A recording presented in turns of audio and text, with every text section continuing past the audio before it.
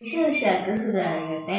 ഇന്ന് ഡിസംബർ 6 വിശുദ്ധമത്തായി സുവിശേഷം 2-ാം അധ്യായം 50-ാം വാക്യം. കിഴക്ക് കണ്ട നക്ഷത്രം അവർക്ക് മുമ്പേ നീങ്ങിക്കൊണ്ടിരിക്കുന്നു. അത് ശിശുക്കൾക്കുള്ള സ്ഥാനത്തിന് മുകളിൽ വന്നിരുന്നു.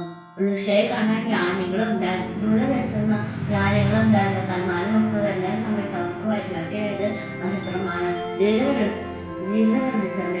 അഴിമുട്ടി നിൽക്കുന്നവരുടെ മുൻപിൽ നക്ഷത്രമായി പ്രത്യക്ഷപ്പെടാൻ എൻ്റെ ഈ ജന്മം ഉണ്ടാകുന്നു. അത് വലിയൊരു കാര്യമാണ്.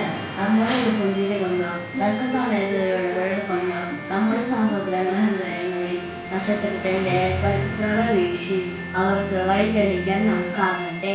ഈ 6-ാം ദിനം പാവപ്പെട്ട അർത്ഥങ്ങളിൽ സഹായം നൽകി ഉദ്ദേശിച്ചതുമായ ഏവർക്കും ക്രിസ്തുമസ് ആശംസകൾ.